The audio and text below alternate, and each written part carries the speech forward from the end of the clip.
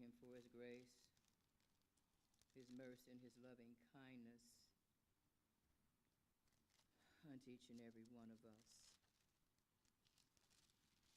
Before I have a few words to say, I want to let you all know regarding Sister Rosalind. And she has been in the hospital since, I believe, the 7th. And right now, she is,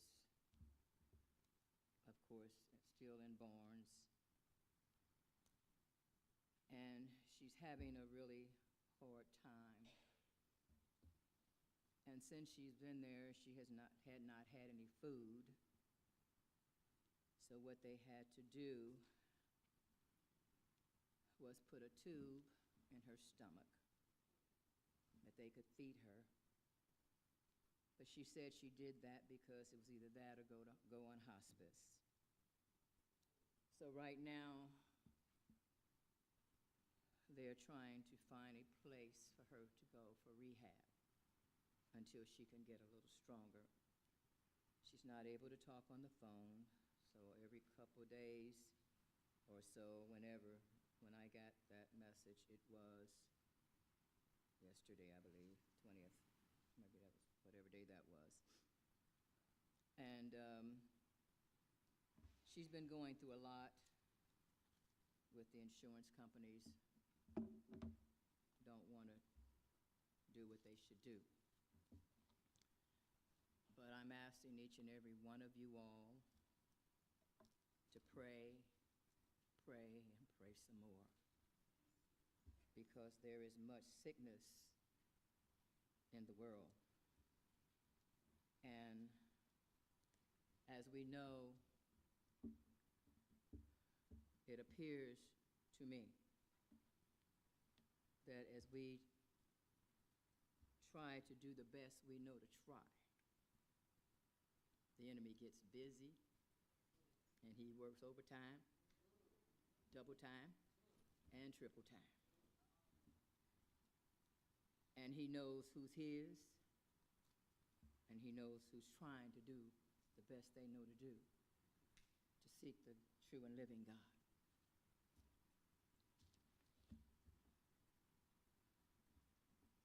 Just for a little while, I'm continuing with this road that Christ walked.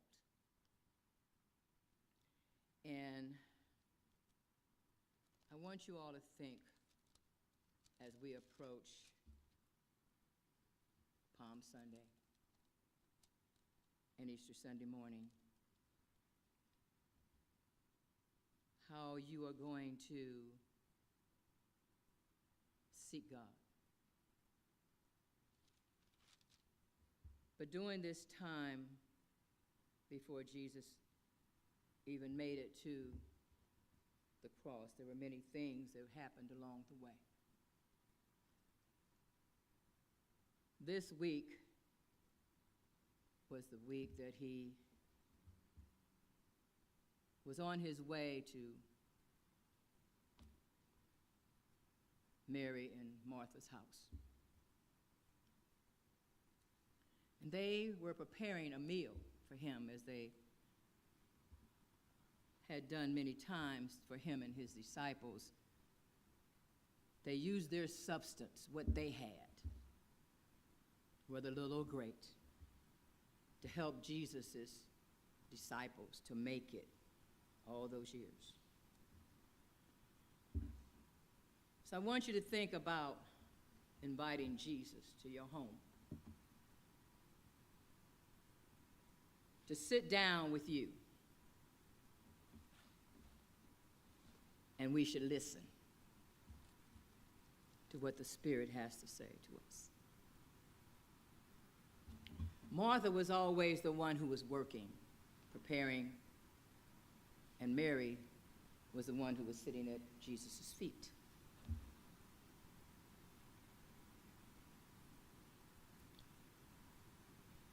Sometimes it's better to just sit at the feet of Jesus than to be busy doing whatever we're doing.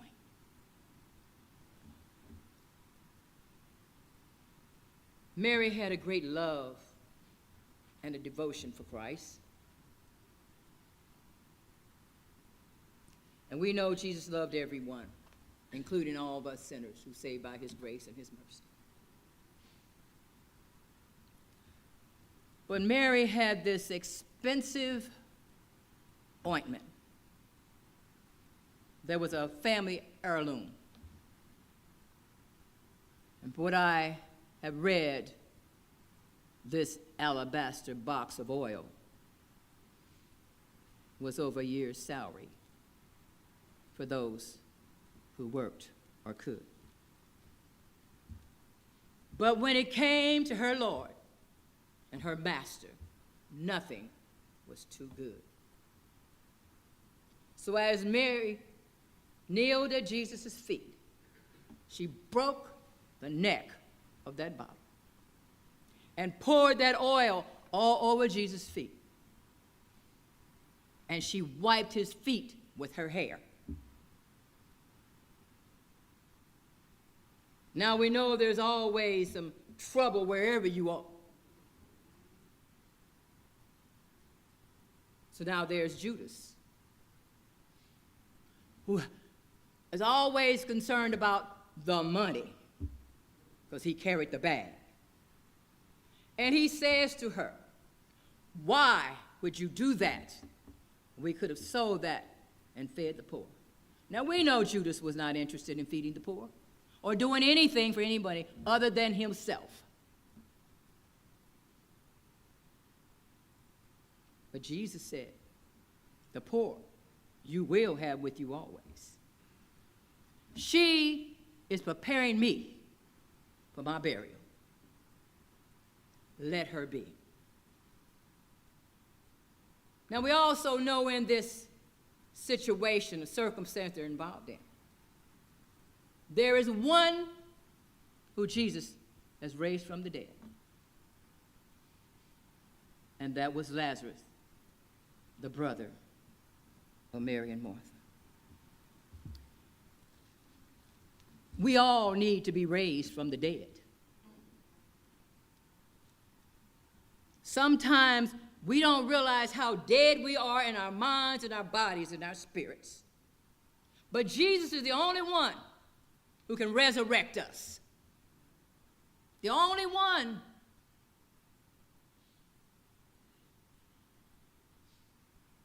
But you got to want to be. See, Lazarus was already gone, days before Jesus got there. Matter of fact, when they sent Jesus the message that Lazarus was dead, Jesus waited. He waited because he knew what his Father would allow him to do.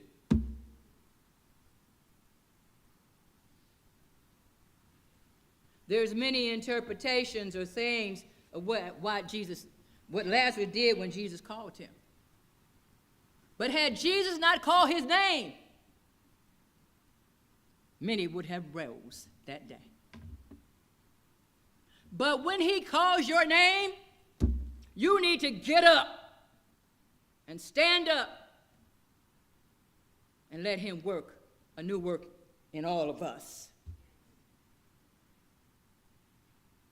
There is sickness. There is death. There is pain and there is sorrow. But Jesus is the answer to every problem we got. Everyone. So instead of calling your brother or your sister, call Jesus. Call him. Because he's the only one who can save us. The only one who can give us peace. And as we travel this road, whether you're making a sacrifice or you're not making sacrifices, Jesus knows. But he made the ultimate sacrifice for us. But as we come up on Palm Sunday next week, I ask that you prepare your heart and your mind as Jesus makes that final step, final traveling way going into Jerusalem. There are still a few around. There are some of his disciples still trying. There are still some of us still trying. But as he said, not all. But on this road, as we know, Jesus today, according to the stations, fell for a third time. A third time. But he got up. See, we're going to fall. We're going to stumble. And we're going to fall. But God always gave Jesus the strength because he allowed his angels to watch over him and help him to make it through. Jesus could have stopped. He didn't have to do this. When he prayed to his Father in the garden, he said, take away this bitter cup. Take it away. But if it's not thy will, I will drink it up. Jesus knew what he was going to have to endure.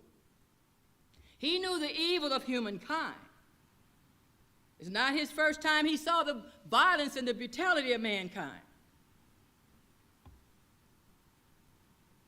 From the beginning, when Cain killed Abel, the violence has not ceased.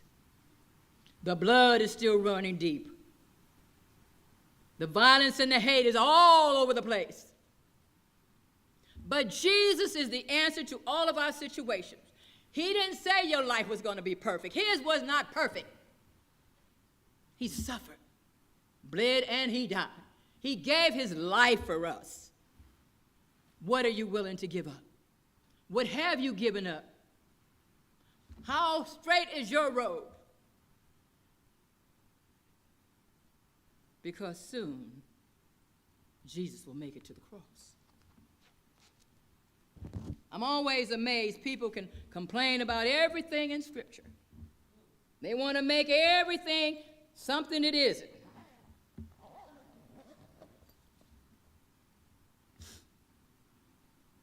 But Jesus is the answer. All those disciples that walked with him, all those that said they would never leave or forsake him, they did.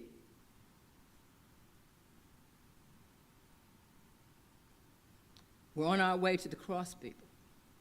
I pray you won't have to be nailed in your hands or your feet physically.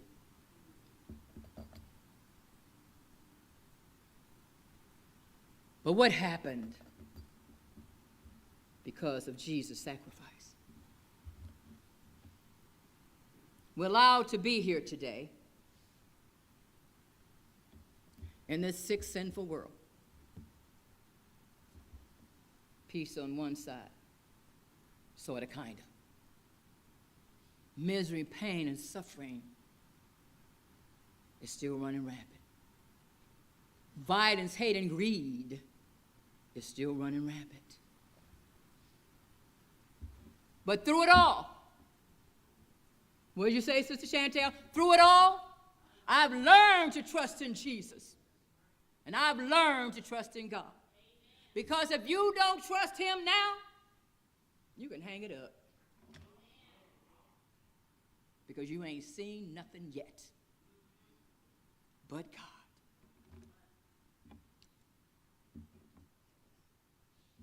Whose side are you on? Whose side are you on? Playtime is over. I don't care who you are, where they are, who think they're in charge of God's world. This is God's world. He spoke it in, and he can speak it out. And all of that drama is in here. It is. See, we don't all understand the scriptures. But sometimes the Spirit of the Lord will let you know what to do, when to do it, and how it should be done.